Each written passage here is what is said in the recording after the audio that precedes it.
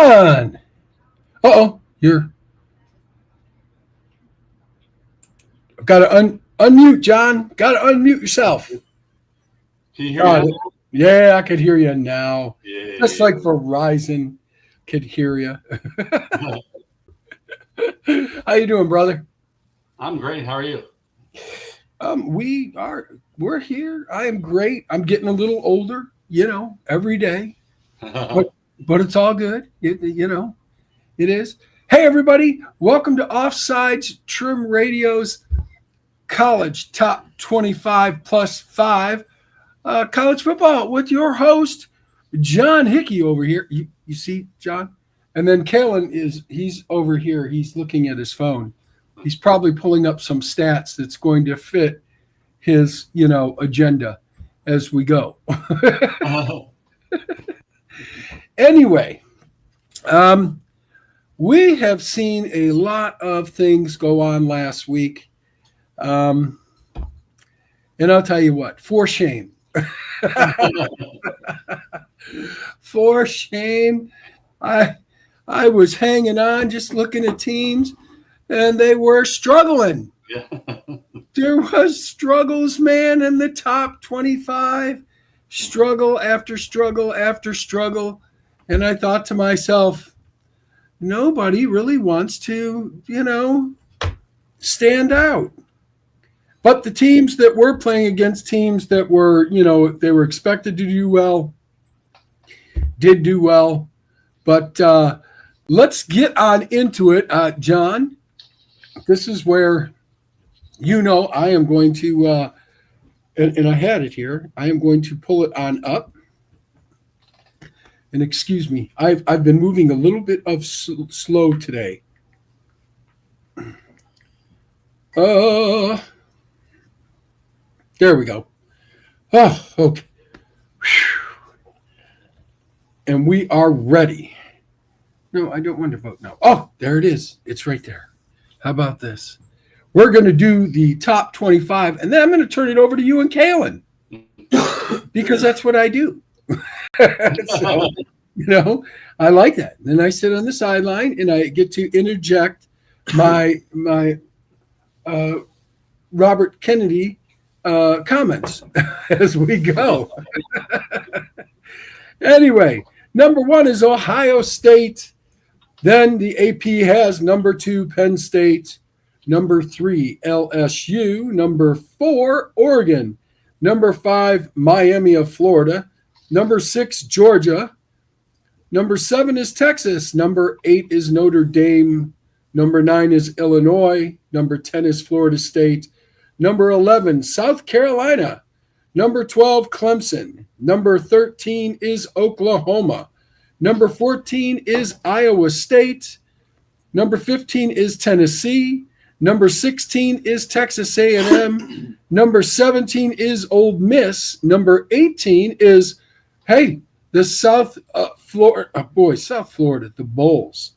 Don't mess with the Bulls, man. No. Number 19, Alabama. Number 20, Utah. 21, Texas Tech. 22, Indiana. 23, Michigan. 24, Auburn. And 25, Missouri. That is the AP Top 25. Now that I have given you this information, I'm going to jump out of my seat. I'm going to hand the seat over to Kalhin and John to discuss what needs to be talked about as I can think of all of my wonderful little analogies for what I saw this past week. So with that, the other host of the show, John's co-host, is Kalhin. Go ahead. Feel free. Jump on over there. That's right, young man. You're looking good. Looking good. Hey, John. Hey, Kalhin. Okay. How you doing? I'm doing all right. I'm tired. Tired? I am tired. It's a show, man. You're young. All right. So what do you want to do? You want to recap? last week's scores. You want to go over? I am going to leave that to John and you. You are the hosts. I am just, I'm just, I don't know. I'm sarcastic man. That's my name. We'll start at number 1. Ohio State played Grambling, took care of business, and 70-0. I thought they looked very scary, especially when they brought out, second and third string. I understand it's Grambling, but there wasn't a drop off of consistency. No, all 3 phases. Yeah. What did you think, John? It's really hard to weigh the game just because of the talent difference. Yeah, it is a big disparity, but it was nice to see the consistency. That the consistency between first string, second string, and third string. Yep. That really, no matter, and there is a huge talent difference. I mean, Grambling coach said it best. He knew what they were walking into. Yeah, he knew what they were coming into. That's why you get paid $1 million a year to take those beatings. And that is what you get. You are going in and saying, I will get beaten up for such and such amount of money. Yes. And they got a nice band. So it was, I don't know if anybody got to see the halftime, but the, watching Grambling band on out there with, the best damn band in the land, that was impressive. That was nice. And I miss that. That should really be brought back. I love the HBCUs for their bands and such. And that really is a spectacular way, especially when you're playing these smaller schools and such, to allow that. It was great. Yes, I agree too that when you're woodshedding another team, you want to enjoy the halftime show. Yes. All right. So number 2, Penn State. Of course, they had Florida International. They won that game 34-0. Now, I'll be the first to say it. Is this Franklin being Franklin? What's your take on that, John? Should they have won that game by a lot more? I'm looking at right now. I have them as number 4. I'm not. I don't look at the AP or the UPI. Make my own world. So we had them plus 42, and they won by 34. So one sandwich short. Yep. Yeah. And here's the biggest question here. Florida International isn't exactly a pushover team. Of course, with Nil taking a factor now and stuff like that, they do have a little bit of talent, but it's nowhere in comparison, to the expectations of Penn State walking into this game. So, yeah, Drew Aller, 19 of 33 for 2 touchdowns. You need to see improvements, especially if you're going to be chasing a national title. Yeah, I mean, they're probably one of the most stocked teams, I believe, in college football right now, with as many players as they're getting back. How many players did they get back, John, on offense and defense? It was a good amount. There was 9 on offense, yep, including Aller, and 5 on defense. Yeah, so that's a good amount. All right. They're not reaching the potential of where they what should they be. should. And I think a large part of that is due to coaching from Franklin. And we'll get into that more later on. Number 3, LSU. Of course, they played Louisiana Tech. Yes. They did win that game 23-7.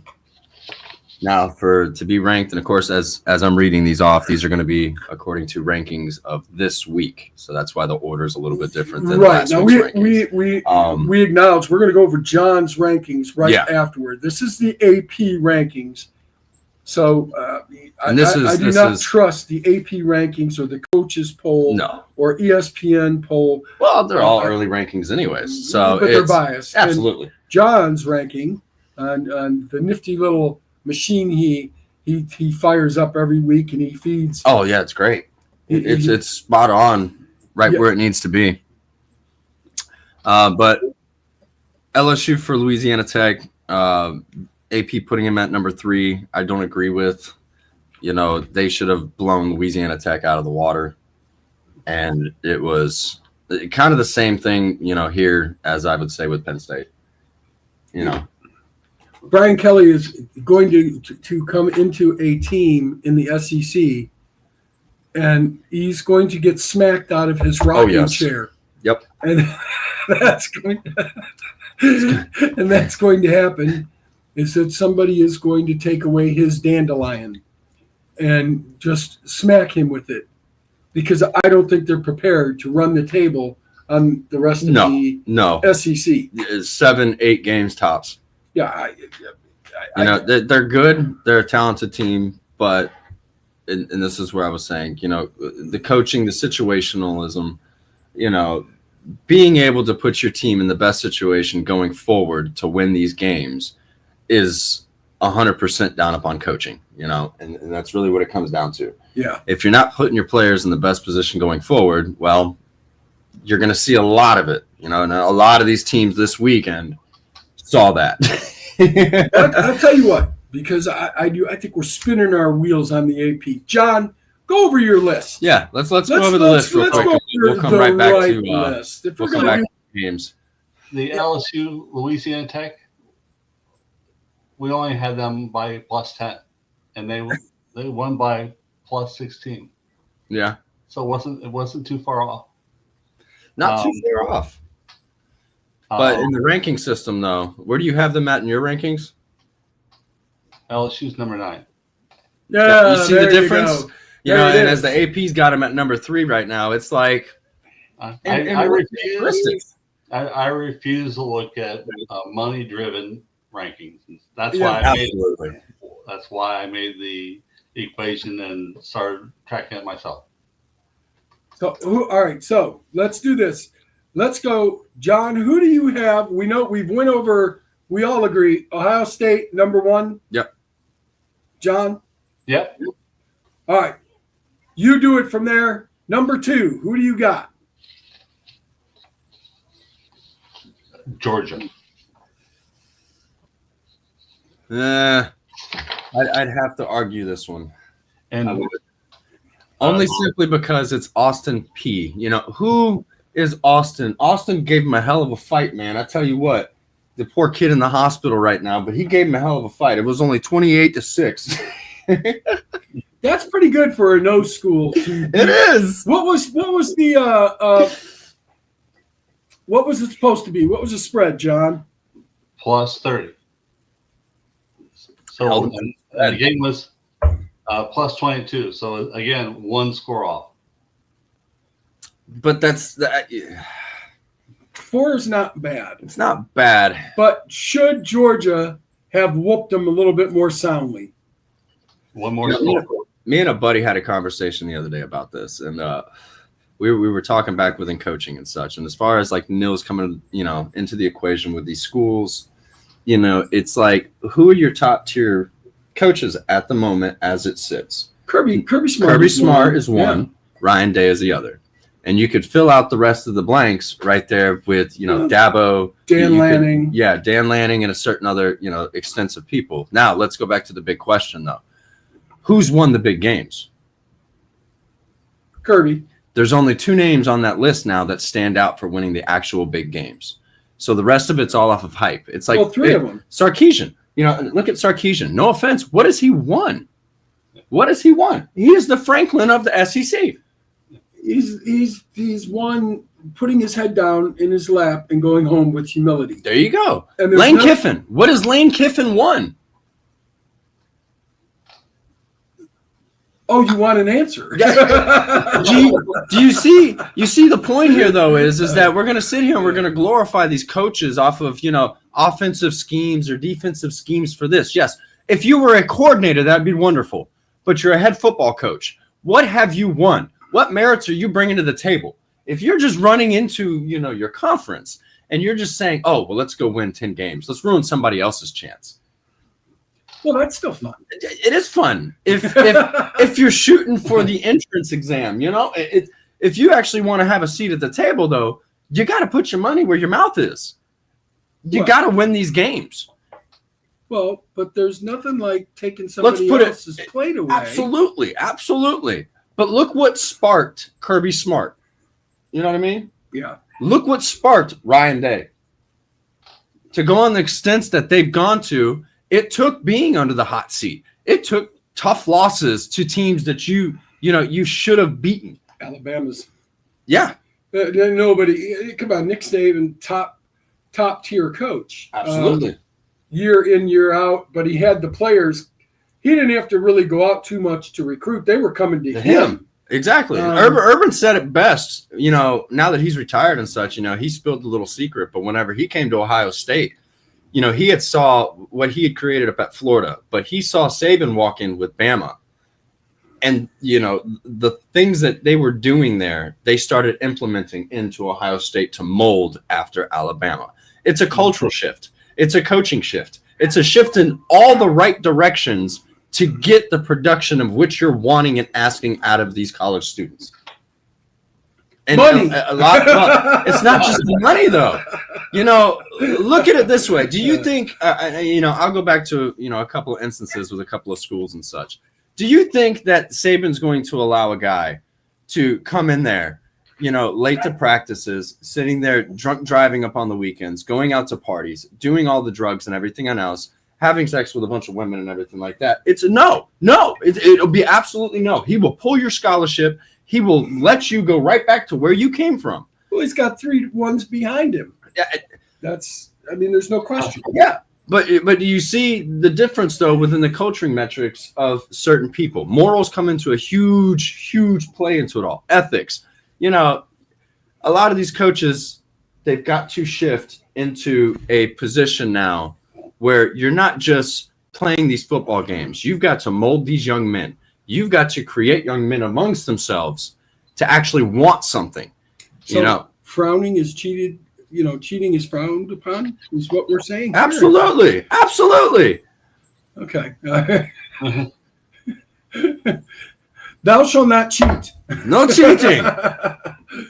Now you can pay the guy, so technically it's not cheating anymore. Yeah, that's right. All right, John, who do you got number 3? Oregon. I agree with that. Yeah. Oregon looks fast and they look explosive. So now Oregon took Oklahoma State to the woodshed. Yeah, they absolutely did. And you see, and I love this though, but do you see a little bit of a different swagger with Oregon this year in Dan Lanning than last year? Well, I'm not sure I like it, but yeah. You notice something though? He's not on the media yapping away anymore. He's real quiet. They're in and out of these games. They're blowing these teams out of the water and stuff, and you're not hearing anything from them. Yeah, Oregon is it's a good spot for Oregon. So number 4. They play at Northwestern for week 3. They're not going to have that. Oregon plays at Northwestern week 3. Mm-hmm. Northwestern is not going to cut that field. That's going to be long grass, and they're going to be hoofing it through there. Yep. Yeah. That'll slow down Oregon real good. This will not be your putting green. No, but look, are we really going to state that Northwestern is Oklahoma State? Let's be honest. I think Northwestern's a little bit better than Oklahoma State. Just a wee bit. No. No, they're worse. No, they're worse. I'm looking right now. I don't know. When's the last time Northwestern was actually decent? Was it 2017? Yeah, they went to the championship, Big Ten championship against Ohio State. Yeah. So Oklahoma State is number 68, Northwestern number 74. See? Told you. Terrible. So basically what It's you're saying be is ants will get more production being on the grass field than the 2 football teams there will. Yep. Is it? That's so you got Oklahoma State used to playing in Stillwater and put them in the perfect playing field at Oregon, and now you take that away from them and put them in Northwestern, and It's too bad it's not played in November.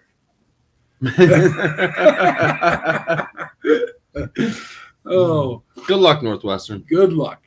Number 4. Penn State. Penn State. I liked them there. And we have as a 42 point 42 point margin of victory, and they won by 34. So, and It's not going to cut it. Yeah. I mean, really, again, it comes back. They were a sandwich short in the picnic basket. Yep. So, can they right the ship this week? They play Villanova. Villanova? Yeah. All right. So they're Penn State's plus 35. Yeah, I give it to them. All right. I agree with that. You got a number 5. Tennessee. Tennessee? Tennessee. I like what I'm seeing. All right. I'm going to go way out there right now, and I'm going to say that this week, this is Mike's pick, that Tennessee will upset Georgia. Ooh. It will be close by 2 points, 3 points or less. Where's it at? It will. It's in Knoxville. It's in Knoxville? Yeah. And I'm going to say. I'm with you. I'll take, you know what? Yeah, I'll double down on that. I'll take Tennessee over Georgia. I like Tennessee. I think the quarterback is more settled, way more mature, way better than what Nico Iamalava was. What's UCA? And, UCLA is now what, 0-2? I don't know. They shame themselves. But bad deal. Was mistake, But Tennessee lied to us. Yeah. Yeah, that's pretty much what they got. But I think that this kid is going to make good things happen with Tennessee. If Tennessee can get past Georgia, I will tell you that it'll come down to Texas, Tennessee. I don't think Alabama's going to pose. No. Georgia's going to run them over. I see Texas stumbling. No offense. I will see Georgia overtaking Texas. I could see a rematch between Tennessee and Georgia. Unless, and hear me out on this, unless South Carolina becomes the dark horse within the SEC, which is a possibility. I think out of all the schools, no, you can't count out Ole Miss. Well, Ole Miss is there. We're going to find out what Texas A&M is made of because they've got Notre Dame this week. But staying on task, I like Tennessee over Georgia, 3 points or less. I think Tennessee rises to the game here, to the level of the competition here, because Hoopa wants to make a statement. He is tired of getting spanked by Georgia, and if you're going to catch Georgia at a weak moment, it's right now. Yeah, I think it's right now. It's early in the season. It's if Heupel can coach that big game. Yeah, he loses 3 games a year. I know he does, and it's a shame. He's 37-15 in 5 years. Yeah. Well, I do think that he gets through this one, and then they'll be singing Rocky Top up there, and things will look good for another week, and then Tennessee will go to Vanderbilt or somewhere else and then get beat, and everyone will be like, "Well, what happened?" Yeah. So the only thing I have to say about this game is Heupel was a quarterback in college. He was in Oklahoma. And he coaches offense. And he's going up against Georgia, who's, damn proud of their defense. Yep.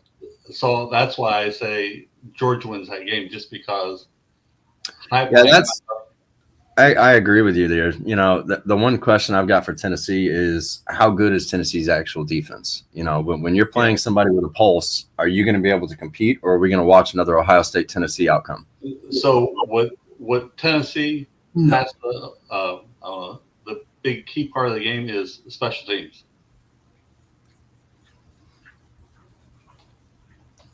Well, we'll see. I mean, special teams, but I just think that Tennessee wins this game this time. So This is the perfect time.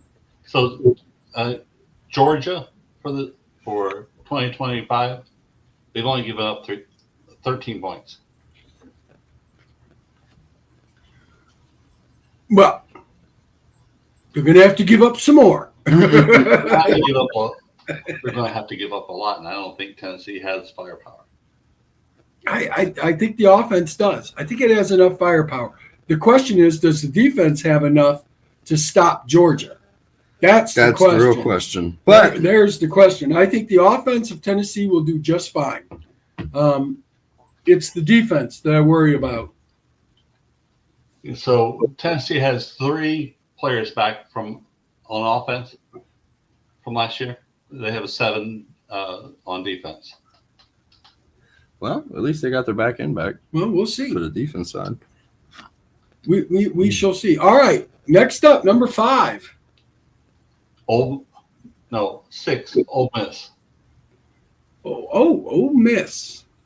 So I like this spot. Ole Miss played Kentucky, and we had them +9, and they won 30-23. Yeah. But Kentucky played them close last year. Yep. Yep. Kentucky beat them. Yeah, Kentucky beat them last did year. beat them last year. And that's that. And see, and here's what I was talking about. It's like, can they get over that hump? You know, how good is LSU? And we talked about this last week, you know, when they'd have a test up against Kentucky. But they're looking the part. And this might be the best team that he's got together now to actually go and compete fully in the SEC against the Tennessees, the Georgias, you know. It's Lane Kiffin, though. Yeah, that's the only question. I'm not sure that there's the hindrance. It's Lane. Okay. It's another one of those Franklins, you know. Ole Miss plays Arkansas this week. That's a win. And to me, Arkansas is a sleeper in the SEC. And they've been that way for the last couple of years. Yeah. They ain't woke up yet. Well, it depends. They wake up at the oddest times. I And know. then all of a sudden they look fantastic. And you're like, where have you been the whole time? You know, I mean, Laying with the hogs. the games that you think that they would win, they lost. And the games that you think, okay, they're going to get crushed, they come on in wearing a dress and looking all beautiful and bedazzled and everything, and then just sweep everyone off their feet. And they end up with nothing at the end of the year. Yep. I don't know. I left abandoned like a bad prom date. All right. Next one. Number 7, Texas. It's a good spot for them. Until they play somebody else that's ranked, it's a good spot for them. So we had Texas to beat San Jose State by 35, and they won by 31. Oh. Somebody's been sneaking a sandwich out of their picnic basket, too. So I think the problem here is that the media hype on Arch is just it was too high. It was way too high. You know, this kid, he's not, and this is what people don't understand. Like, he's a Manning, sure, but he's not Peyton's. He's not Eli's. You know, he's the Peyton level. He's the Peyton that the father didn't even did he even play football? I don't know. Eli. I think Eli somewhere. He had a neck injury. That's what it was. I think somebody mentioned he might be adopted. He's not his nephew. I don't know. I thought I saw something like that. He'll settle in eventually, but as it sits right now, though, he's looking like, you know, a possible Ewers 2.0. Yes, there you go. That's. So Arch had a big game. Would you call it? Has 4 touchdowns and rushed for 1. You know, but he did it against San Jose. Yeah. Sorry. But it was still productive. It was productive. So his QBR rating is only 66. So like you have all this production, but it's between the 20s. Yep. Well, but that's what I meant though. It'll come up slowly. It's just he's gonna need time to get used to the experience of being, full-time play caller. Well, I think the whole motion. It's his motion. It's everything. Is he throwing a slider? Are we at a baseball game? It's or a is he throwing sidearm thing, man. Yeah, it's that sidearm, that slider thing. You yank it off of your shoulder. It's great. Look, it's great if you're a mobile quarterback. It's the easiest, most fluent way of throwing the football while on the run. But it has its downfalls because you can't always be on the run. You've got to be able to settle into the pocket and be able to deliver that thing on time downfield without the use of mobility of your feet. Yeah, and you don't want to get Tommy John syndrome doing it. So, All right, next one up. So Texas, Anthony Hill, their leader on their defensive side, 11 tackles in 2 games. Yeah, that's a good. He's hungry. Well, he's busy. He's hungry. He's eating. But I think that leads the NCAA in tackles. He's got 11 and 5 solos. So in 2 games, he's busy. Oh, I bet he's in a back brace. He's carrying the team. Yeah, he's working. He's working. He's carrying the team. Poor buddy. You have to get him a sponsor of the back brace company. He's got to go to bed tonight. He's got a sore back because he's carrying everybody. All right, next up. Number 8, Texas A&M. Notre Dame is going to beat Texas A&M. Yep. It's going to happen. I have the math. Notre Dame by 1. Yep. There it is. I'm feeling it. I'm feeling the machine. I'm in the machine. I feel like a mini Tron guy right now inside the machine, riding my motorcycle, just going up and down all the copper wiring and everything like that, just sniffing out the information. So Jeremy Love, he cannot rush for 33 yards again. No. Well, maybe 133 will help them. He rushed for 33. It was right. His first, his season output is 10 rushes for 33 yards. I think he was using a push mower. He was cutting the grass. That's what was happening. He wasn't playing football. He was putting down those white lines. That's what he was doing. Oh, no, they got to get more out of him. I agree. Got to find more ways of expanding, how you're going to get him the football. He's a great running back, but when they take away the run, what are you going to do? You got to move him around, put him in the slot receiver position. Yeah, but you shouldn't be taking away the run on an offense. No, not at all. Like Notre Dame has. Again, you shouldn't be getting pushed around Notre Dame. This is the thing. Notre Dame is not getting good production off of the front part of its line. Nope. And like I said, ants are doing more in their economy on the football field than Notre Dame is doing out there on their front. So we need to change that. I do see them beating A&M this week. Yeah, I do see them beating A&M too. Again, it's just a talent and a coaching difference between the two teams. I don't think A&M can beat, top tier talent. I really don't. Now, the Golden Dome better not embarrass me now. That's what I say. I'll be very I'll be eating crow next week. I'll be very disappointed. All right, next up. Number 10, Missouri. So Missouri's backup quarterback after the start went down week 1. He was 30 of 39 for 334 yards and 3 touchdowns. Boy came to play. Oh, so they did have the wrong quarterback in. Yeah. Okay. I told you it was a trick. Yeah. And we had them win by a +7. They won by +9. Okay. They're looking the part. They're standing up. They're corn fed. They seem to be marching right through. I want to say I said this, though, before the season started, that Missouri was going to be a dark horse in the SEC. Missouri very well could be. Yeah. Them big boys, you know what I'm saying? You know who Missouri plays this week? Who? Louisiana. Raging Cajuns. We're going to see this week, then. And well, Raging Cajuns. Because never mind. We're going to watch a butchering.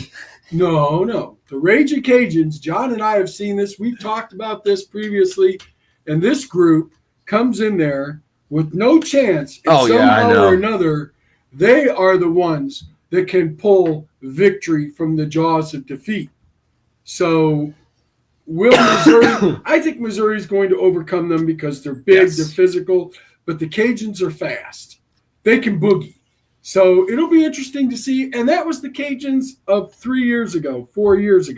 Yeah, but I mean, Missouri is equally as fast now. So, yeah, I just think talent gap is going to do them in. Talent gap will do them in. I'm taking Missouri. Yep.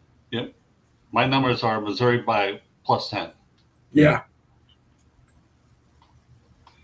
Next up. Number 11, Alabama. I think it's a little high. And who are they playing? They play Wisconsin. You know, as bad as this is. This is what I was waiting for. Now, I messaged John. John will tell you, I messaged him because after seeing them get throttled, and I mean when I say throttled, they were beat up on all phases. I mean, after you take the redheaded stepchild behind the woodshed, you usually come out, you're holding the belt, you're adjusting your pants, putting it back on. No, that Florida State was beating them all the way up to the house. Okay. I mean, it was just all the way, right to the end. So can Wisconsin do the same? Do the same because, Luke Fickell he's not a bad coach. He's very smart on defense. He is, but I would love nothing more than watch, Wisconsin beat Bama. It'd be wonderful. Yeah. And the thing about it is this is the test for Luke now as a head coach position of Wisconsin. You need to win this game. This is why they brought you on. This is why you've been here now. You need to win this game. So you go to him and tell him no bonus. Yeah, it is what it is. But you go back because even at his time at Cincy, what did he have a problem with at Cincy? It was the big game. When it came time for the big game, they put up a fight. That's no question about it. But it was power. It was power 5 teams, and Cincinnati is not. They didn't come out of a power. No, they didn't. They didn't at that time. They didn't. But they had the talent. And that was the thing about it. He was a great recruiter for Cincy, and he brought the talent to Cincy. They lost that game like 31-0. There's your difference. That goes up into coaching, though. And what did I say? Even if you have the talent, you got to be able to put your players in the position to win. I would love to see Wisconsin overtake Alabama. However, I still think DeBoer is better than Luke Fickell. So I am going Bama. You know what? I never bet against Bama. It's rare. Half the team off the bus. I'm like, no, Bama. Yeah. And I do too. Although I'm becoming more skeptical with very much so DeBoer. Yes. It's like, okay, so you're not related at all to Nick. It's just an acquaintance. What's crazy about Alabama this year is they have no standout stars. No, they've got no culture. So we'll have, and Wisconsin is in the same boat. And Wisconsin was known for. Do you remember those big running backs they used to have? They used to have a dominant run. Ron Dane. Ron, yeah, and used to take 5. just everybody jump on him. That's all. If he gets through, somebody just hang on to the rest of the team can catch up and jump on him. And then he would walk into the end zone, 3-4 guys. Yeah, just carrying him. You know what I'm saying? Carrying him. He was. You're shoving him down his leg as he's sitting there taking steps. Yeah, the only other football player I remember doing that was a professional football player. They had a few, actually. Earl Campbell. No one was like Earl. They had, oh, man, what's his name? Ball. Was it Bell? Ball. There was another one, Gordon. You had... It was three or four of them right after one another. Yeah, Wisconsin was loading up on the running backs. They were running back you, and then something changed. Yeah, Derrick Henry. That's what changed from Alabama. Harry Alvarez left. Yeah, that was exactly it. That was it. So Alvarez used to be the assistant coach to Holtz. Oh, that makes more sense then. So you're like on. Now you got Alvarez, and now you got Fickle trying to replace Alvarez. It just no. No.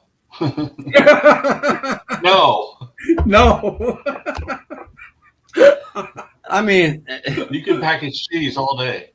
But you're not going to win this game.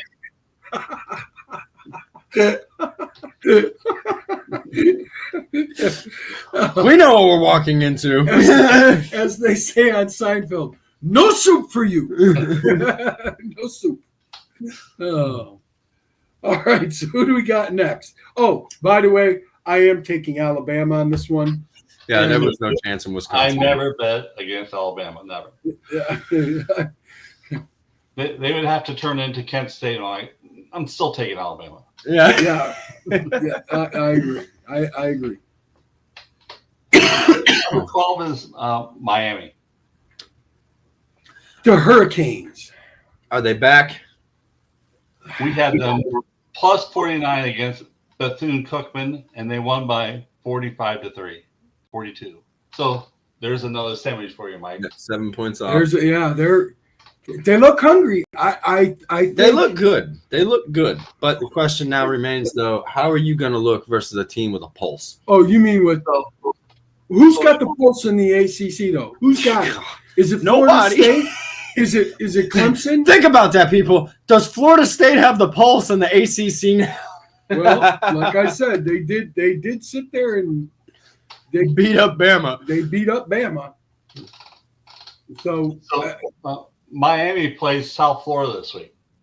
Oh, the Bulls. That's going to be a good game. I will tell you this, and this was my pick. I picked Miami over South Florida simply for two reasons. One, speed. Miami has more speed. Number two, I think that Miami is right there of they're going to capture possibly the ACC championship. They're getting unless we're all underestimating Pitt by a long shot. But I mean, Miami's right there to overcoming that hump to put them back into the spotlight, and that's really what it's coming down to is. Can they sustain this? Is really what it's going to come to. Can they run the ACC? Can they get back into the playoff picture and make a run at the national title? And if they can, guess what? The Hurricanes are back. No, they're not back, but they'll get into the playoffs. Well, yeah, but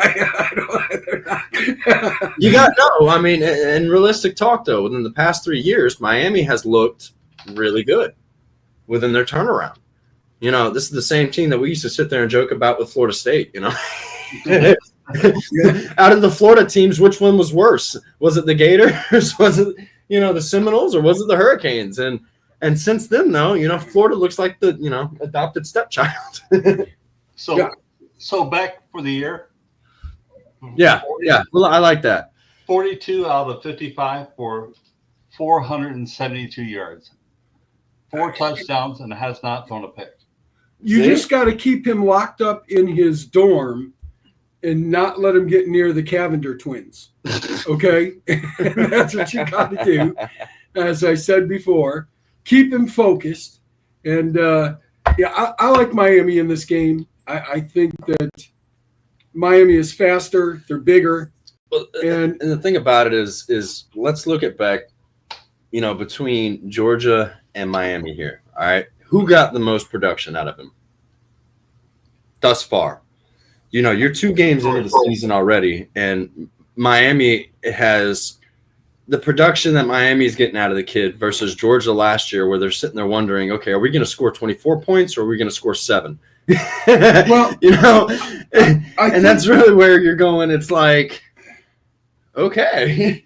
But I think that here's what happened. I think down in Georgia, when he got hurt, when Beck got hurt, okay,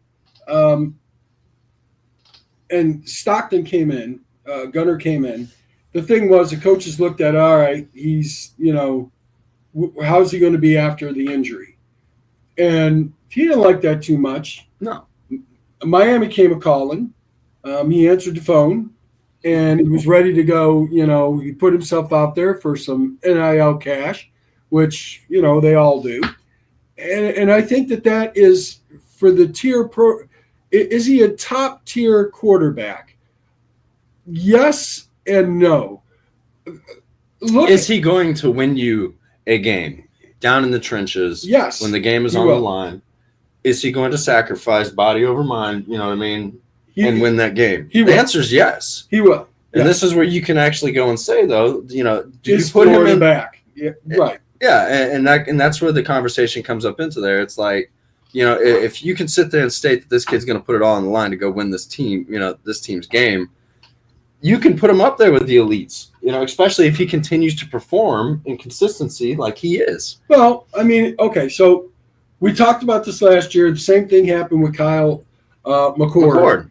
And I said, Kyle McCord is perfect for Syracuse. Mm-hmm.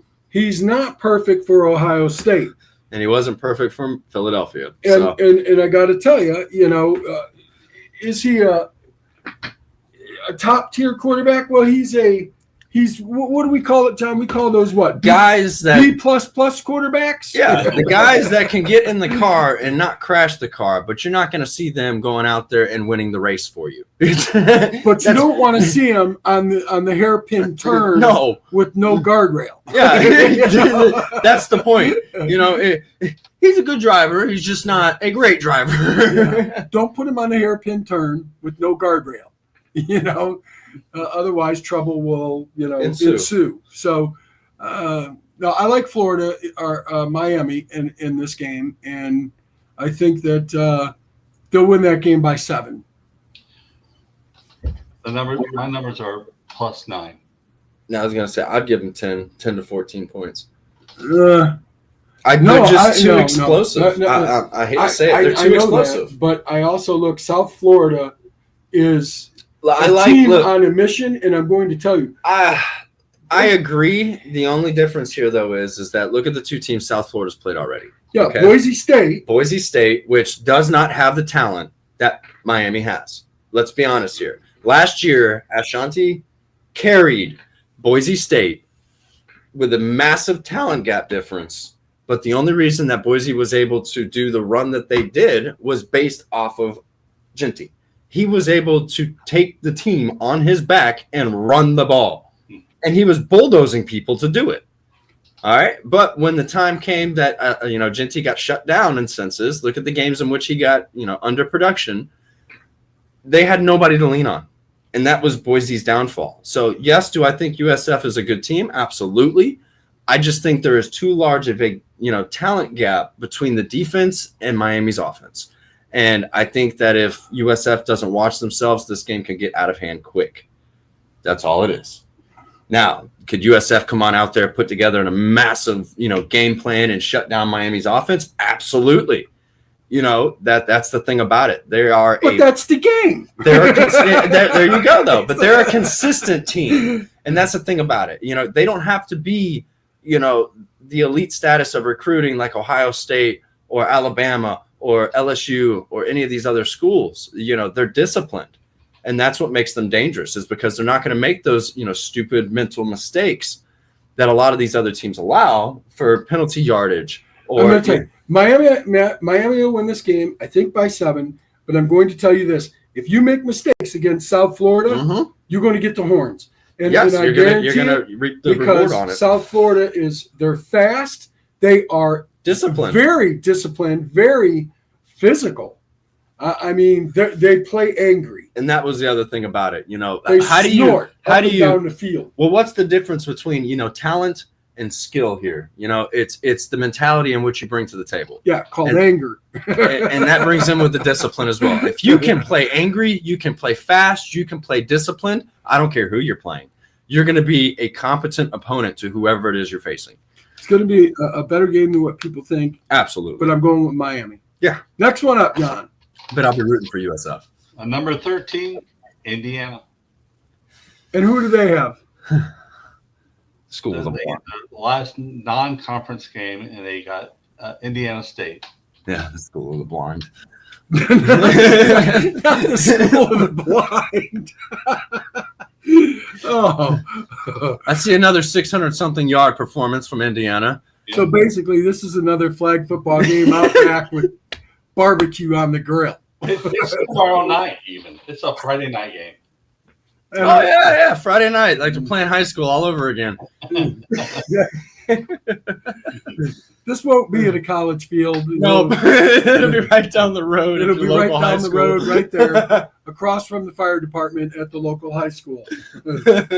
Tickets, $10 at the door. Or you hop the fence down by the track. As a matter of fact, the gatekeeper is Sister Mary Helen Keller. She'll be giving out the tickets for the School of the Blind. All right. Next up. Well, and I am taking Iowa State. Who? Iowa State. Versus? They're number 14. They play Arkansas State. Oh, yeah, Iowa State. Iowa State. Yeah, they're looking pretty good, though. I like yeah, and damn, I almost had it last week. Hawkeyes let me down. But it was a close game. It was another great game. 16-13. Say again, John? 16-13. And it could have went either way. I'm sorry. I said this. Yeah. Well, we all said it. We knew what the outcome was going to be, but I would have loved to see Iowa Hawkeyes win that one. But Did you pick Iowa State? No. Then you did not see the outcome. The bird lied to me, man. Yeah. So our eyes were different. What you saw and what I saw were different scores. You just talked. I talked to the wrong bird. Okay. Oh, all right. Next game. Number 15, Notre Dame. Yeah. And Notre Dame by 2. Notre Dame by 2. That's at A&M, isn't it? No. Oh, it's at. Oh, that changes things then. I take Notre Dame by 7. Sister Mary Get Even Now is coming up, and I'm just telling you, it's going to happen. What I'm telling you is, look, Love has to run with the ball. I don't care. He can change the positions. Yeah. In the huddle. You got to get him the ball. Well, put the spreader out from the paint and tell him that's the maintenance guy's job. You are to run the ball. Take brown leather thing and go. As bad as it is, can he throw 10 yards? If so, put him in at quarterback.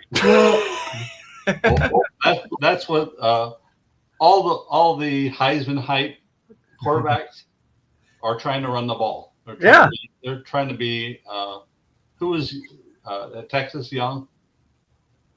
Yeah, Vince Young. Vince Young. Yep. They're trying to be Vince Young. And Carson Beck, he will not. He's afraid to run.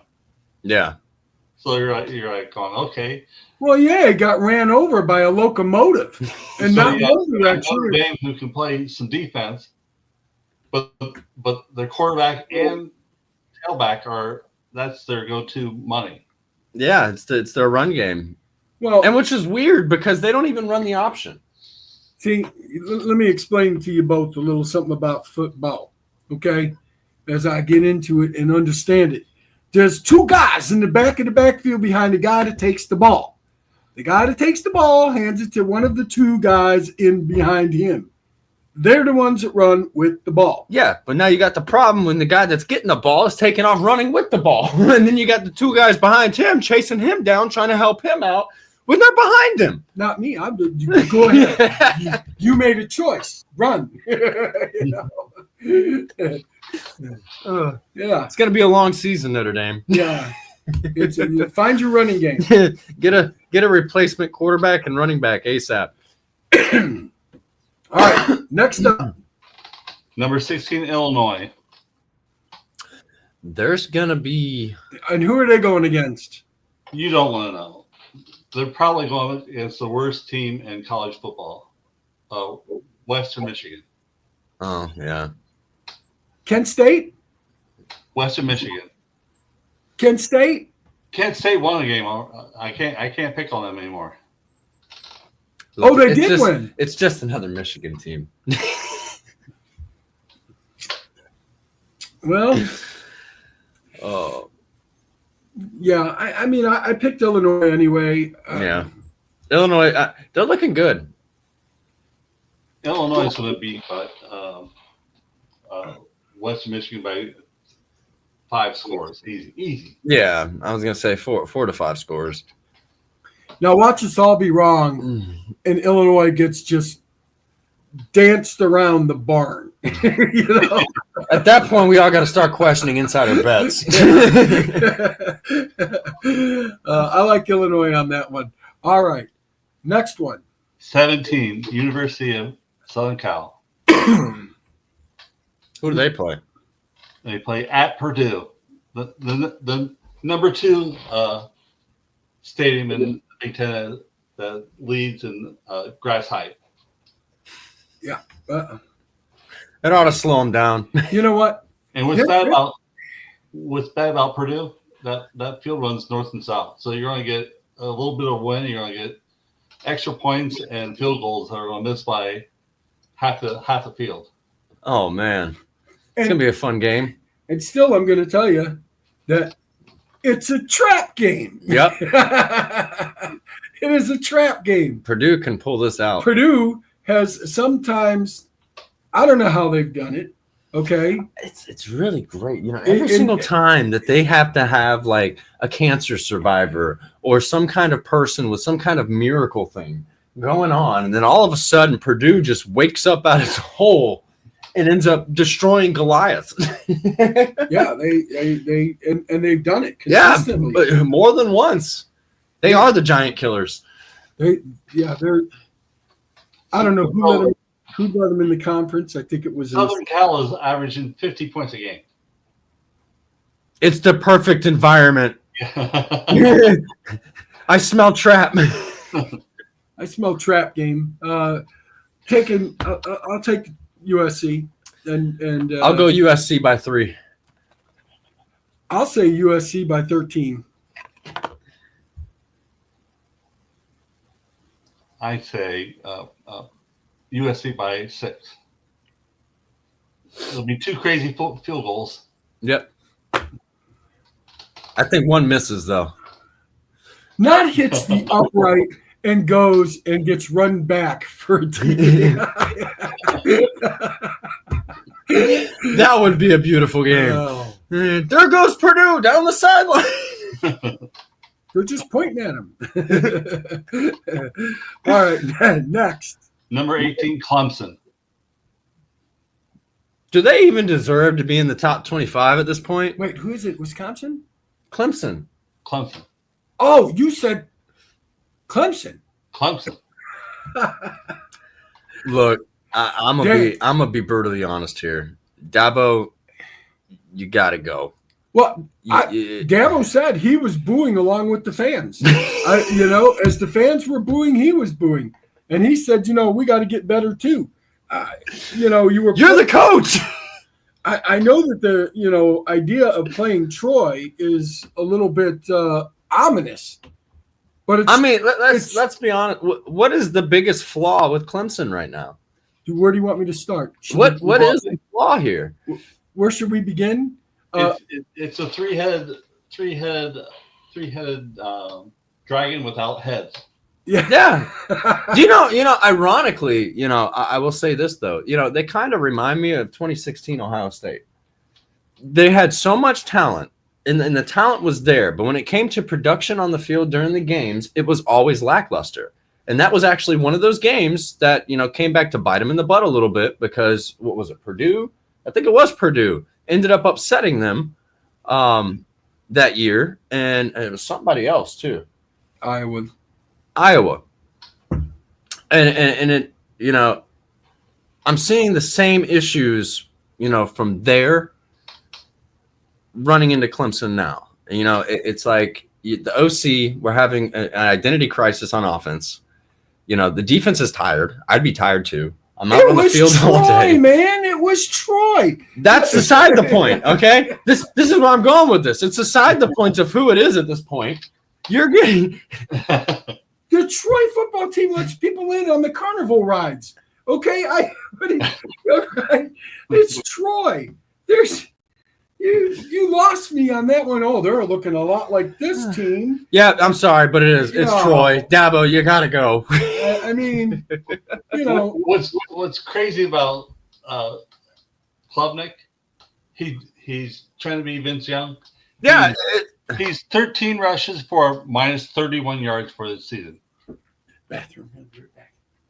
Yeah, well, no, he's not good. He can't run. He can't pass. I would call that backwards. Yeah. He's calling hike and then, being 5-6 yards in the backfield, laying down. And he's doing too much. That's really what it's coming down to is he's doing too much. He's not, and I don't know if he's got happy feet. I don't know if he's, coaching problems. He's not seeing the field. He's 37 of 62 for the year. Yeah, it's terrible. It's dismal, and that's the best you got, Clemson? Who's the backup?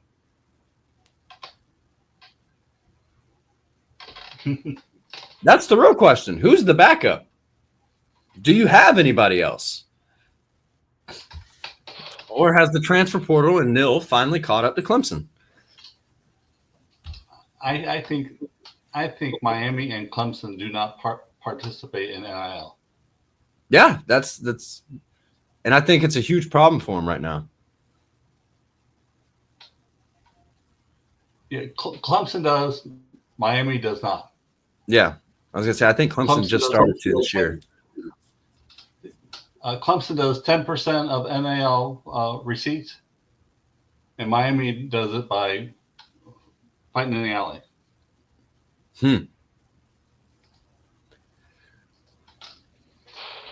Who do they got this week?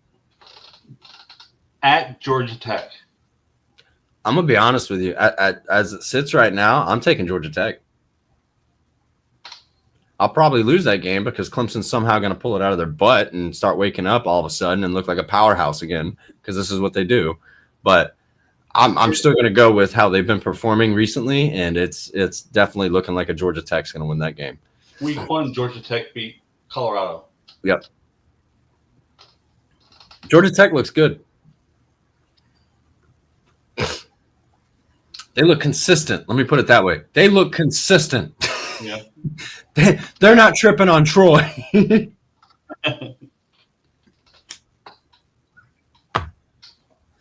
All right, who you got next? Number 19, Florida State. Good old Florida State. Guess who they play? Who? Kent State. I'm going to blow them out of the water. It won't be a close game. So we had them favored by 42 points against East Texas A&M. They won 77-3. Yeah, they're going to blow them out of the water. Kent State. I drive by them. I drive by campus every day, and you I don't know. There's no hype. There's nothing going on there. It's like a DMZ.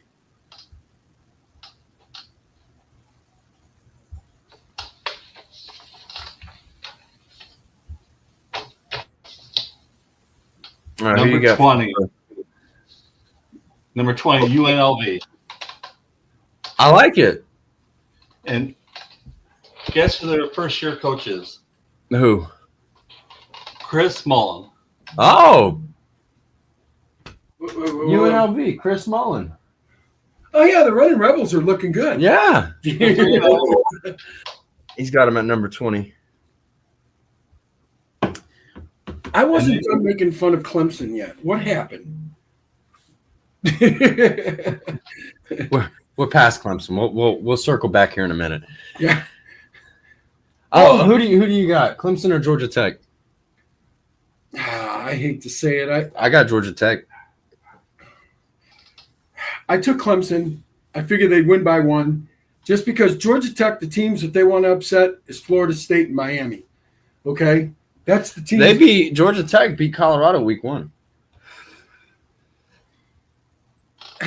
It's Colorado. Clemson just sat here and tripped up on Troy. I mean, are we really going to say it's Colorado at the same time? But Clemson won the game. Colorado. It was in the last. It shouldn't have been a game to begin with. in the last 2 years, ever since Prime got there, okay, if you look at them, they were you know what they were? Look, I'll put it to you like this. I'm they were food for the rest of college football. To an extent, though. They're at least fighting back. All right.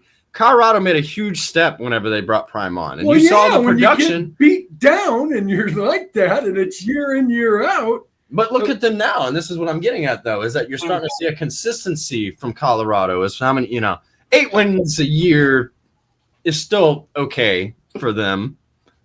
Colorado is, since Prime got there, 13-12. He's over 50% at least. That's fail. Yeah, it is a fail. But his predecessor here. Let's go back and let's be honest about something. Let's look at before Prime showed up. How many games were Colorado winning? 1. Yeah, 1 or 2. 1, 2. It's a huge step, and it's in the right direction. Yeah, but their feet are still dirty. Yeah. I'm just saying, going from 1 to 2 to now winning 8 to 9 games a year it's a big step. I'm just saying he just can't win the big games. That's completely fine though. A lot of people Georgia have that Tech problem. time when Michael, how many days was Ferris Bueller absent for the year? 9 times. 9 times. 9 times.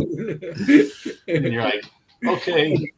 I don't know how many more games that Prime is going to be there or not there. Yeah. But I see them losing all the big games. Yes.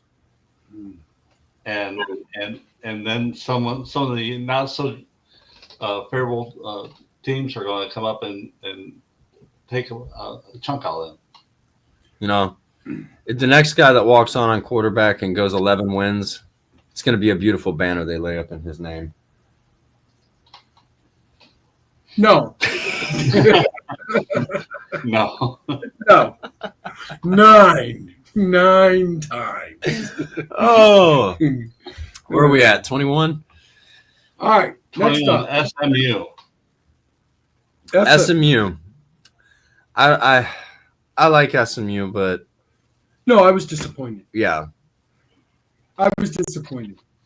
Who do they got this week? I mean, they have Missouri State. I'm taking SMU, but I'm going to tell you it's Baylor's one of those teams in the Pac-12 that we know that they like to shine, and then sometimes they don't. It just depends. But SMU is supposed to. They came into the ACC and walked everybody, pretty much, and then lost the end game, the championship game. Correct, John? Yep. So, but still ended up in the playoffs, and then got slapped out of the playoffs. Okay, I mean, they didn't get exited nicely. It was, just a Leave left. you're done. But when Baylor does that, I'm very disappointed. So that said, I'll still take SMU this week. Yeah, they'll probably be out of the top 25 next week, though. But I'll ride that horse one more week. yeah. Then it's out to pasture if it lets me down. What's scary is below the top 25. It's not a good look. No, it's really not a good look. Yeah. It's really, there's nothing that really looks good so far. No. All right. We got 22. Yes. Louisville. And who are they playing? They play Bowling Green. That's a beatdown. How'd Bowling Green do last week? They lost. Who'd they play? It doesn't matter. No. It doesn't matter. Oh, does it matter? Well, it does. It does matter. No. I know Johnson. What was the score and who'd they play? I'm looking for it. I don't see it. It wasn't even newsworthy. Oh, they played Cincinnati. Cincinnati beat them. What was the score? I'm not going to look. Here I go. Because if it wasn't a blowout, I mean, in all honesty, Bowling Green is one of those. Of course, they got a new coach now, too. Who they got? Eddie? Mm-hmm. Eddie George. Eddie's got some work to do. Yeah, he's got to get those boys ready.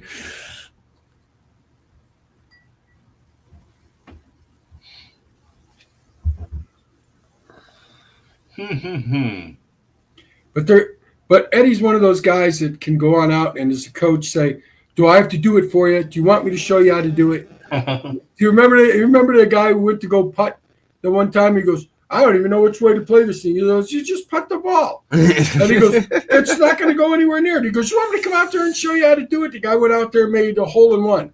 Yeah, see, 20-34. So Fight. Cincinnati beat Bowling Green 34-20. I expect much of the same. Yeah, I was going to say, I expect, Louisville's going to pull it out, but I don't see it being an absolute blowout. It's going to be 10 points, 13 points. I'll say 12. Yeah. My numbers are +8, but what Louisville, their average is, wow, 8. They're averaging 40 points a game. Yep.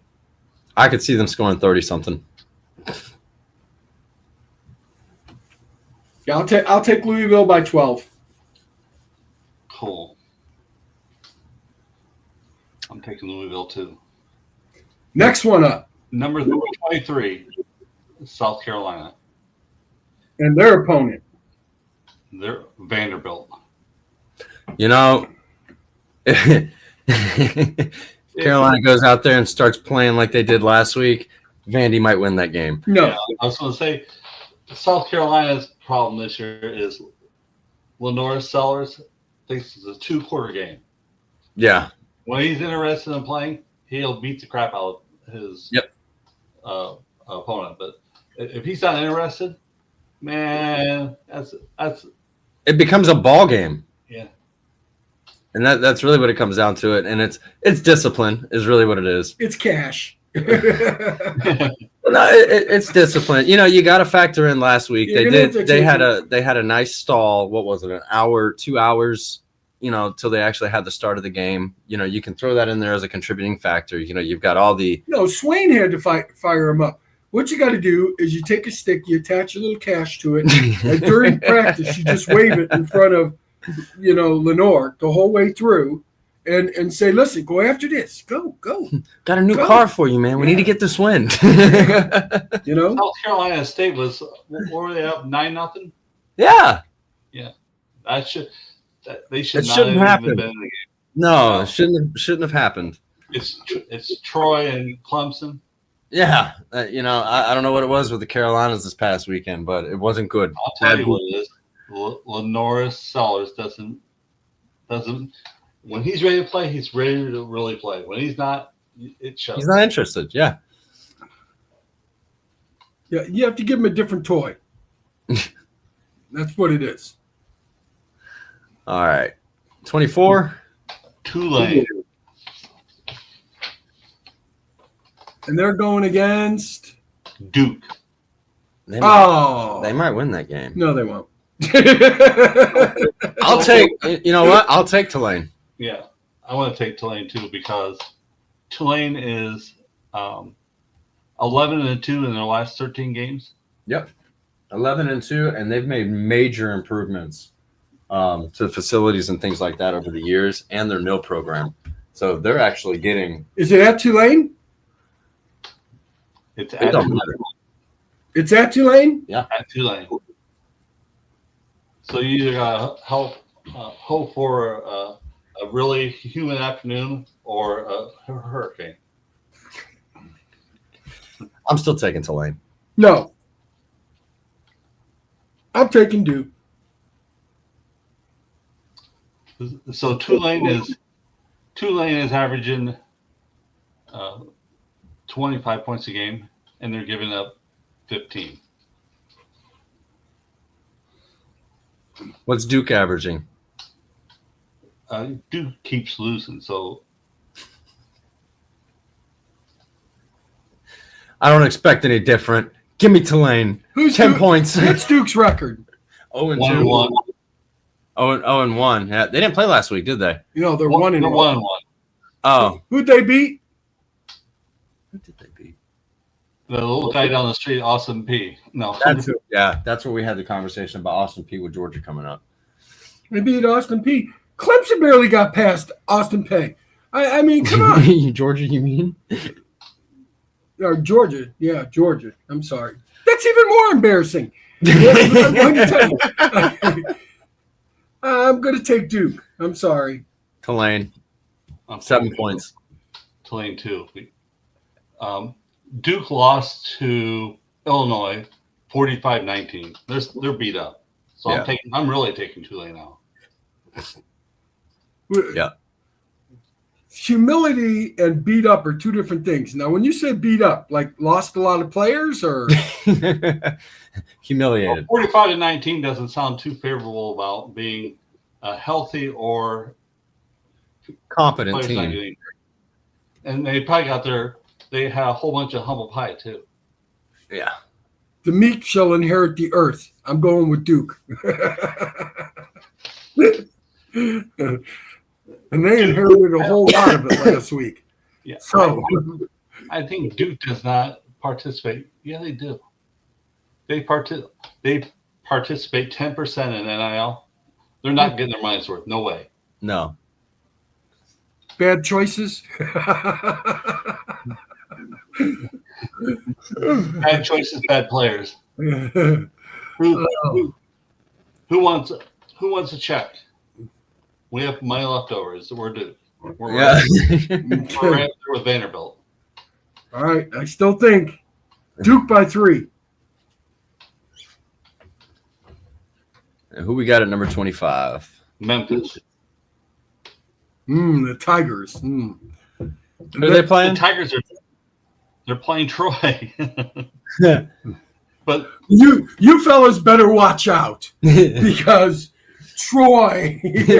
Troy's going to come to play.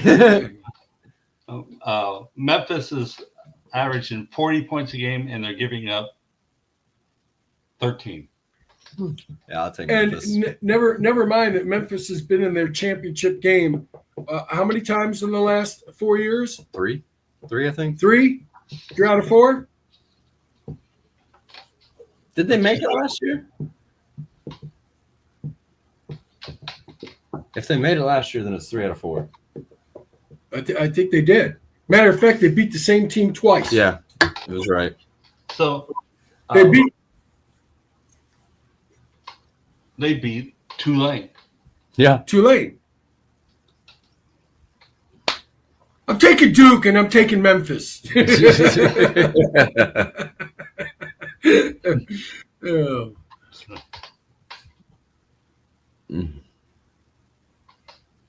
All right, who's your next 5, John? That was 25. That's top 25. Yeah. Who's your 5 out? The bonuses, the bonus rounds, John. The bonus. The bonus games. Colorado at Houston. Colorado.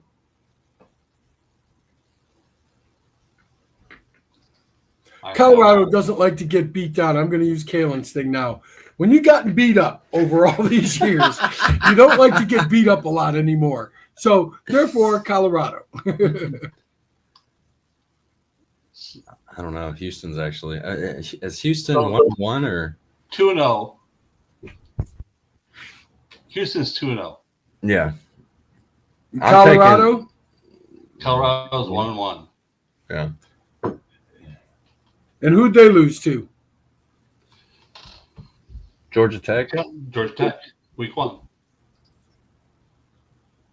Oh, in a close game. That's right. Yep. I'm taking Colorado. I'll take Colorado simply because they've already been in one of those games. Wait. It's at Houston. Nope, Houston all the way. That changes things. Well, wait a minute. And all right, next question then is who did Houston beat? Their 2 games. I have to look. I did not come totally prepared. I'm sorry.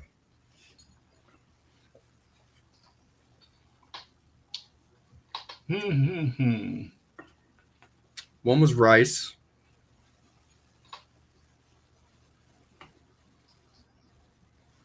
And the other, I changed my mind. I'm taking Colorado.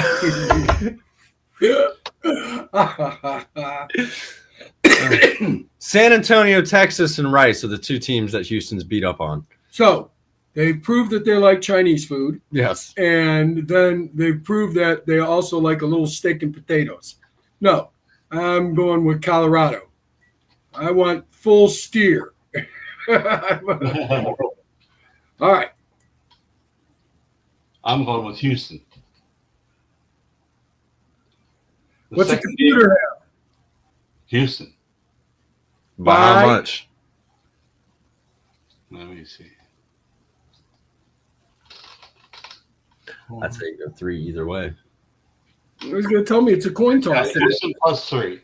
See? It's a coin toss. What'd I tell you? Colorado.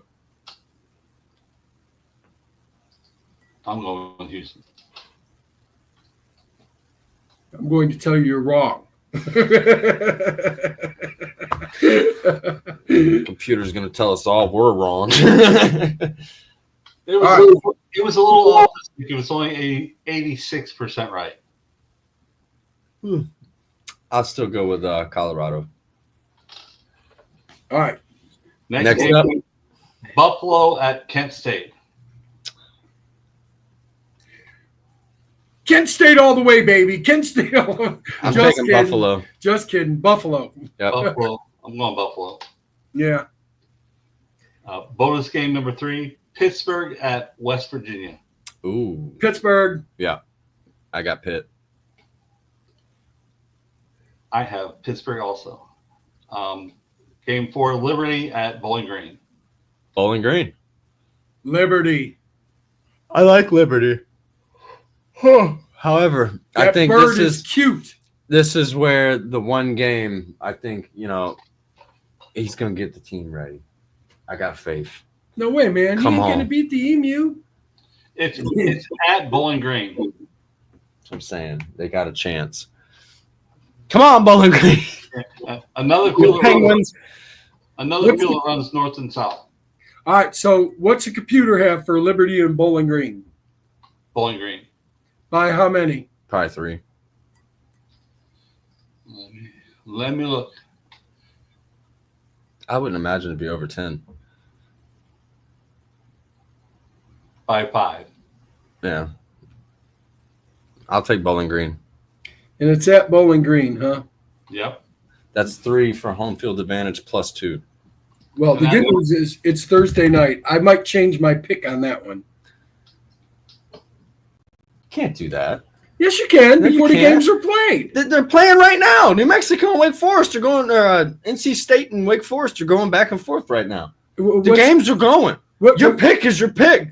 There's no switch ups. Okay, wait a minute. We're gonna need an audit on his picks for the past 2 weeks. All right, the percentages just don't. They're not adding up now. Hey, wait a minute here. First of all, you said it was Wake Forest and somebody else playing. I never heard the word Bowling Green and Liberty playing yet. You said the teams weren't playing yet. Well, I just told you the game's playing right now. That means the season is going. It's active. Week 3 is going. It's called free will. Okay. You could change as long as the game hasn't started, right, John? That's right. I'll change it. You want to lose? I'll change it. Well, I picked Liberty, and you're telling me Bowling Green by 5 on the computer. I'm going to trust the computer on this. No, now he's going with Bowling Green. It's at Bowling Green. Trust the emus. Trust the emus. No, leave it the way it is, John. I'm kidding. Okay. I like Liberty. Go. All right, next one. Minnesota at Cal. Ooh, Minnesota. I like the way Minnesota's playing right now. That's a tough game, and it's at Cal. Minnesota's got to make the trip. It's not going to be a tough game. I'm going to take Minnesota. Minnesota's going to steamroll them. Yes. But they'll win. It's roll the boat time. 14 points, Minnesota. Cool.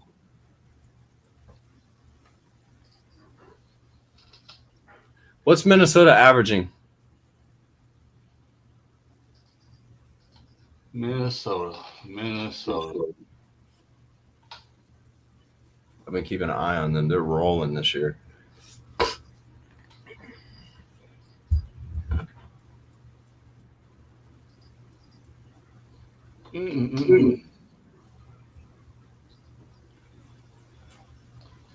Minnesota.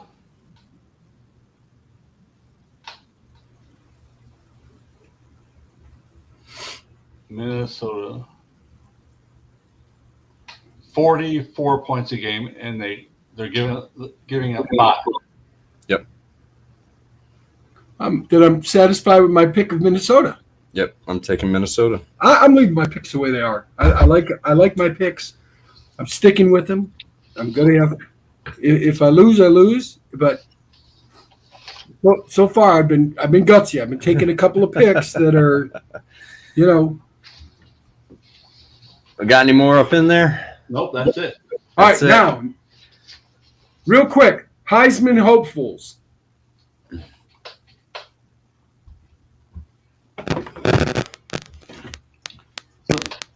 So the media leader will be Carson Beck. He's 42 out of 55 for 472 yards, 4 touchdowns, no interceptions, 90.5 QBR. I like it. I like it so far. Yeah, for the week. Yep. So, I guess runners up to him would be Castellanos at Florida State. He is 11 for 17 for 389 yards, 5 touchdowns. He's only thrown 17 passes, and 5 of them have been touchdowns. Dang. Wow. Yeah, I like that. And 20 rushes for 83 yards for the season. So he knows when to run. Yeah, too. he knows which way to run. Yeah. Away. Away. Forward. Next quarterback would be Arch Manning. 36 of 60 for 465 yards, 5 touchdowns, 2 picks. No. He's got 14 rushes for 61 yards. No. The 2 picks. We don't like 2 picks. Back of the bus. I thought I heard somebody say that Eli Manning said he's got to be adopted. Who's up next? This is not my nephew. He's got to be adopted or something. So the next quarterback will be Lenore Sellers. 23 of 38 for 338 yards, 2 touchdowns, no picks, 21 rushes for 47 yards. I'll keep him there because no picks. But other than that, I'm not happy. Yeah, he gets a -10 for motivation. Yeah, lack of motivation. Negative 10 points. Yeah. South Carolina should be in the top 10, but no. Yeah, but due to that lackluster play. Yeah, you got to pick the game up, son. Got to pick it up. All right, next up. Garrett. What about the kid from Tennessee? I don't have him even listed. Got to see consistency. They've blown out both their opponents. Yeah, but who were their opponents? People they're supposed to blow out, but that means they're doing business. Yeah, but then you're just padding stats. So realistically, how good are you actually? Are you you know what I mean? And that's what I'm saying. You got to wait till they play somebody with a pulse.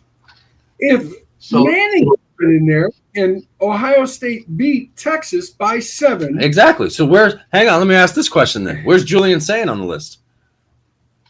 He's not. Why wouldn't he be? The kid just completed 16 straight passes without an incompletion for 4 touchdowns before he even threw the pick. And the pick was a 50-50 ball that the receiver just kind of allowed it to happen. No offense. It was a late read off, bad throw off the back foot, and it was a 50-50 ball. And that player never played another down that series. No. But, as far as production, though, goes, Julian Sayin was probably one of the leading producers last week. He's young. He's young. I want to see how he does in the big games. We got Ohio, and then Penn State is right around the corner. Yeah. Let's see how he does this week. So Tennessee played Syracuse and ETSU. Etsu. In passing yards,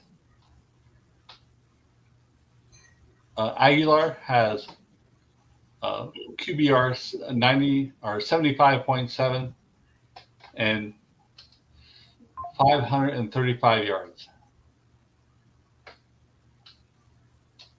And he's not on the list? He was not for week 1. Maybe by week 4, if they continue production. Once they get beat by Georgia, that'll be over. I'll listen to him.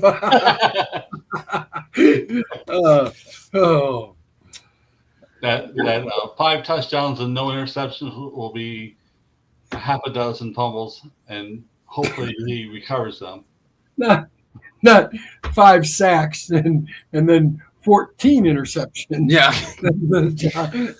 I don't think so. Not so fast, my friend.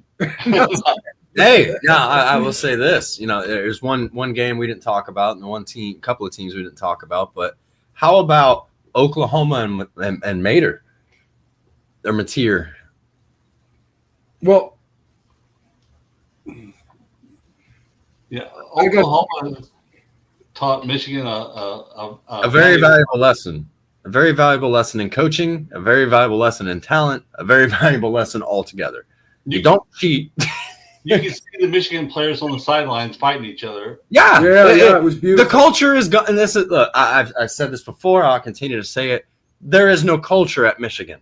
You don't have the Harbaugh culture anymore. Now that the cheating is done, you've got a talented quarterback. The talented quarterback went 9 of 24. What are you going to do with him? You paid him all this money now to come and play. You still haven't figured out the forward pass. Well, what are you going to do? You got to have wide receivers. Yeah. You've got one receiver on the team that's competent enough to catch the football. the only player on the team that's competent enough to make separation between the defenders. Other than that, Michigan's running the ball. Yeah, but you can't tell that same receiver, go run 100 yards, and then I'm going to hand it off to this guy over here. And when you come back and you're sucking wind, go run 50 yards, and I'm going to hand it off to this guy over here. Okay, we'll get nowhere. And then the last play, go run 100 yards. I'm going to hand it off to this guy over here. Yeah, no, they put themselves another 7-win top season. So that Napier quarterback for Oklahoma. Yeah, kid's a baller. 4 touchdowns, 2 picks, 79.3 QBR.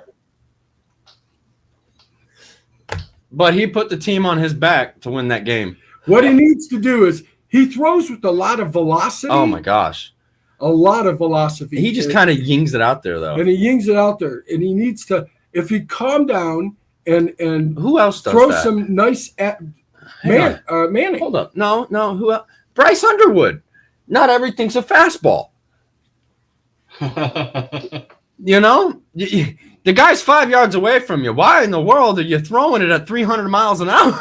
He took his own guy's head off. Yeah. You can't, what are you doing? Yeah, don't take your own guy's head off. You know, I'm 2 feet from you, and you just here, catch this. Yeah. Shot out of a cannon. You know. Well, it'll be good. I think this is going to be a great week. I'm going to see some great games. In upsets this week. Georgia. Bowling Green.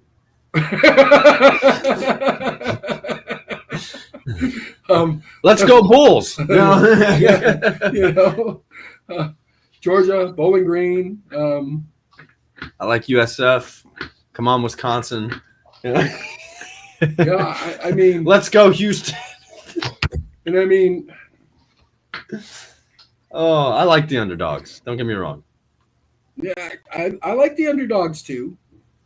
I mean, it's still early in the year, though. We're gonna see a lot of good football games going forward. We're gonna start seeing a lot of separation among coaches. Who's real, who's not. Well, I hope so, because I've got to come up with a whole new sarcastic dialogue, and these people start providing me with enough. You know what I'm saying? Material. Last year, it was falling all over my lap. Yeah. This year, it's still early. It's early.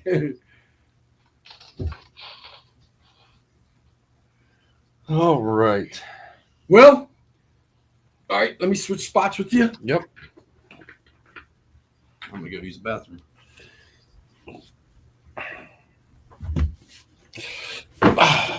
And I am back. So. 20 number the top 20 to 25 is always a musical chairs.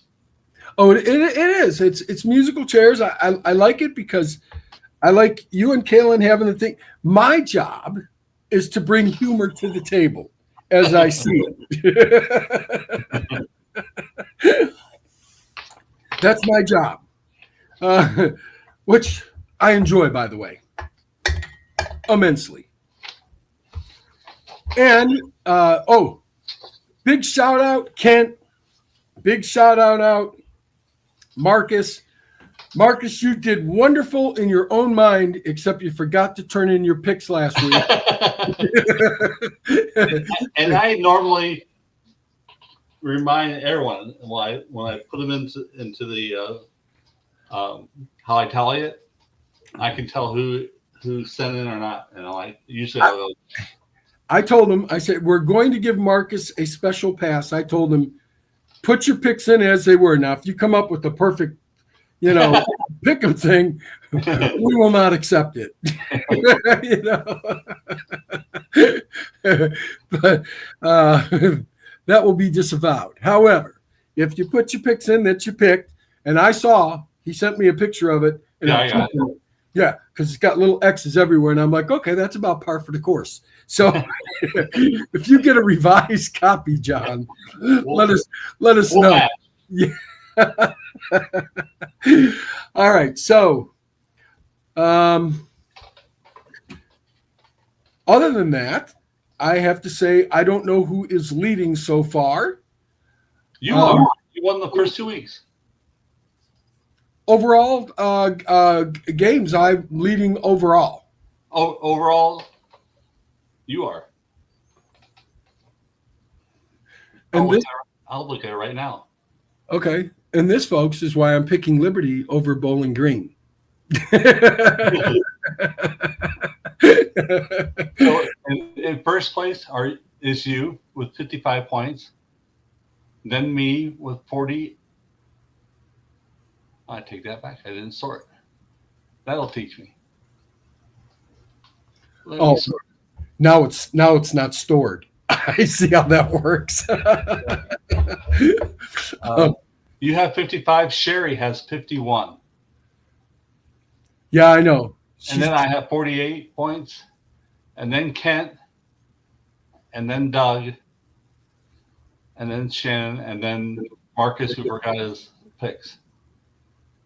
Yeah, and Kalhin has, and I reminded him last week and the week before, and never entered his picks. So, for shame on him. But I told him you need to still get the picks in. Everybody, if you get a chance, come on over, like the page. If you want to come on with us, hey, we want to have you. We want to have fun and get your thoughts about it. Not that we care, but we do.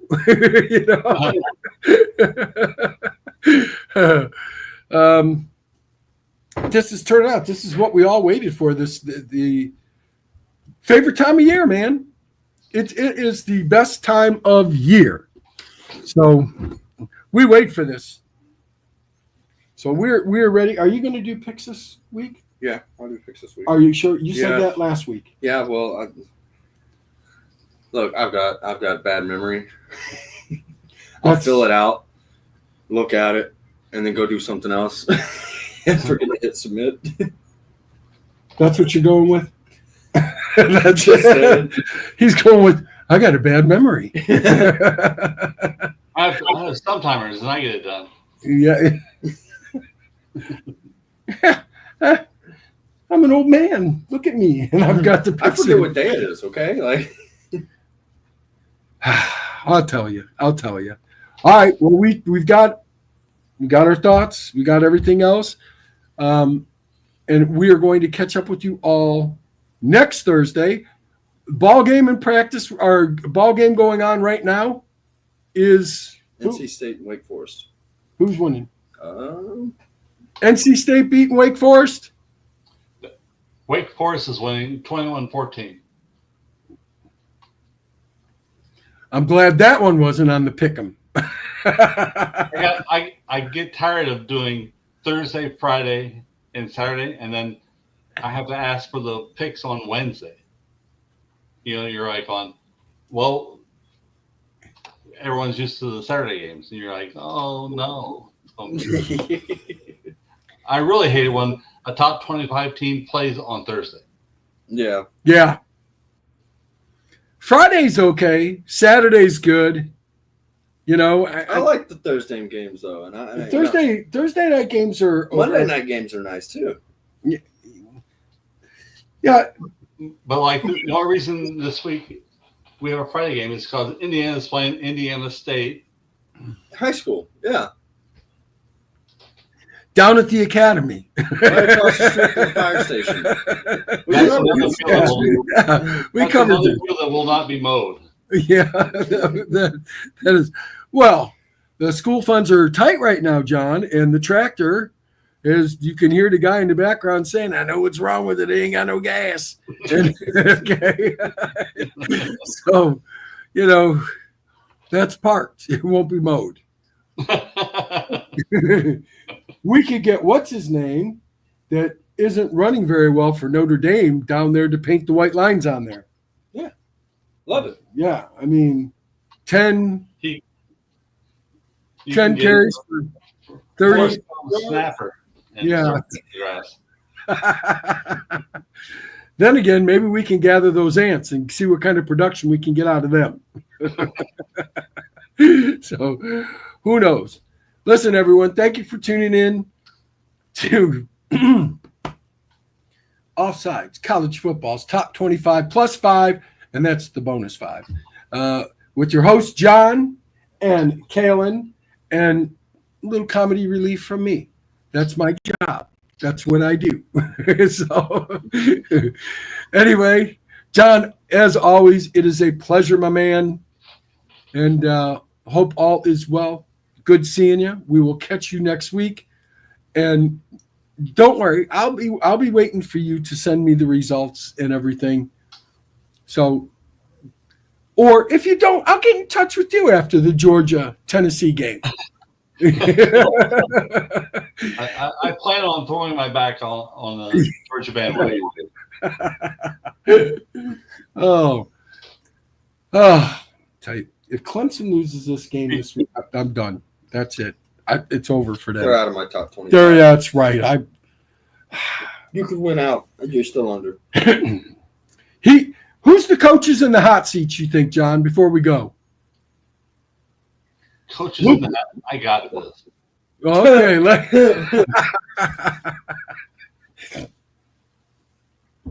Let me see here. Let me see. So, Doran at NC State.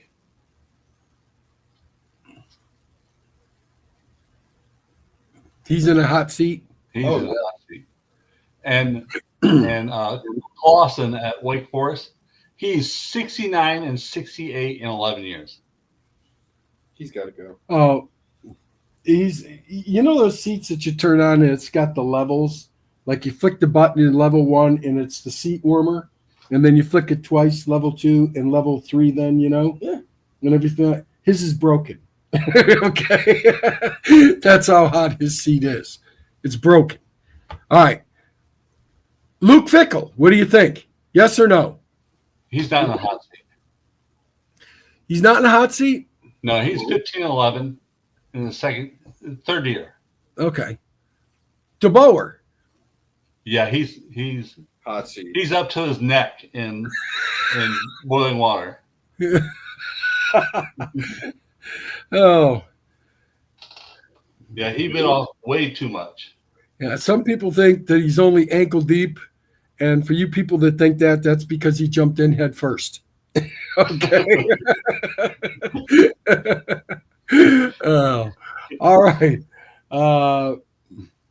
Let's see who else? Dabo Sweeney? No, but Moore at Michigan. Yes, he's absolutely. Yeah. You go ahead and extend your suspension permanently. Is that where we're at? And Rule at Nebraska. Yeah, he's 12-12 in his third year. It's time to put up, or you know what? Yeah, you wanted the quarterback. You got the quarterback. You took him from Ohio State. And now you look at you, beaten down and humiliated. Isn't that what you say? Absolutely. All right, so we got 5 right there. Shiano at Rutgers, 27 and 35 after 5 years. It's like, no. Yeah. We're paying you in American legal tender. This isn't Canadian money. All right, Lincoln Riley. No. No? I think he's fine. You think he's fine? Yeah, he's until they get until they get into the Big Ten schedule. That'll tell a lot, because I'm looking for USC and who they got.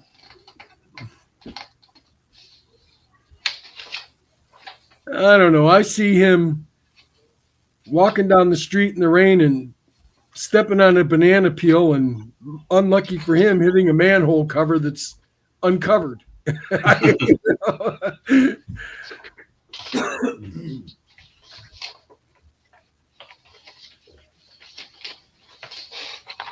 I was close by, but not close enough.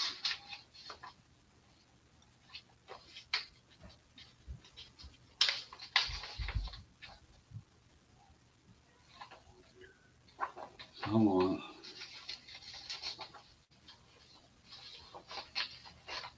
What about Vanderbilt's coach? Oh, but it's Vanderbilt. That's nothing but money right there. So USC has Illinois, Michigan, Notre Dame, Iowa, and Oregon. And you don't think he's in the hot seat. Dude, he's laying out, catching a tan. He doesn't even know it. Okay.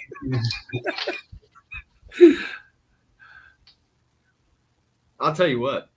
If he wins 4 out of those 6 games, he won't be in the hot seat. No, if you lose half of those games, or or more, you're done. All right. So I think he'll beat Iowa and Michigan. Yep. And then I don't know if he beats Michigan. I'm not sure. I'm thinking they're going to beat Michigan. And then Iowa's going to be a defensive struggle. Yeah. All right. What about LSU playing their schedule? If they have a favorable schedule, Kelly will be okay. But yeah, he's fine. But he'll still coach like he's looking straight into the sun. That's his look.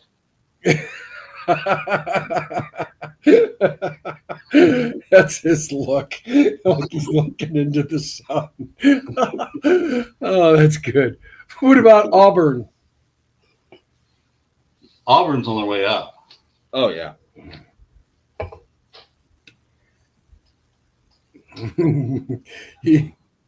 He's been asked to leave his seat. Get out. Vacate the office. So who's on their way up? Believe it or not, Army. Yeah. Yes, they've had security to help him gather his things. Yes.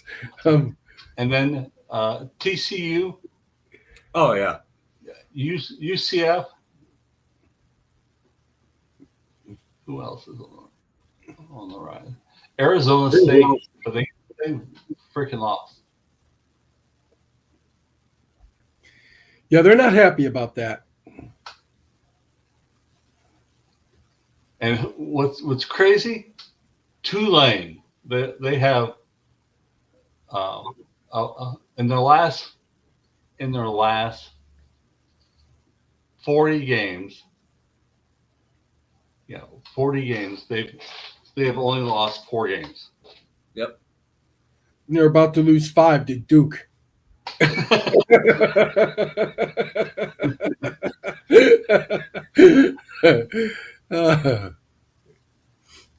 who else is on the rise? Iowa State. Yeah. Who are the mainstays?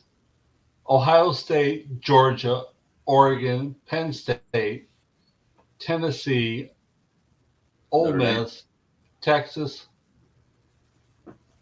LSU, Missouri, Alabama, Notre Dame, Illinois, Clemson, SMU, Boise State, Kansas State. You know, as the further down you get on that list, it starts going, eh. But hang on. You ready for it? Are you ready? Yeah. Here it comes. I'm going to show you. Keep your eye on the screen. Not so fast, my friend. Not so fast. If Penn State loses again to Ohio State, Franklin could be on the hot seat. Oh yeah. They'll let Sandusky out of prison and let him be the linebacker coach and see if they can win.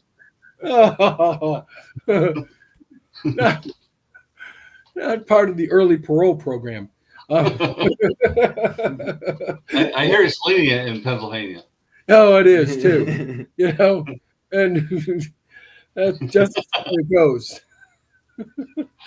Oh, they turn most of those people into crossing guards for the children. Oh, well. All right. Anyway, that's it for us tonight, guys. Thank you for tuning into Offsides and our wacky, don't take anything personal discussion. This is all for fun. That's what we do. And thank you very little. And we will catch you guys next Thursday night. And until then, good luck on the games. That's all what right. All right, John. I'll see you later. All right. Have a good one. Bye. Bye-bye.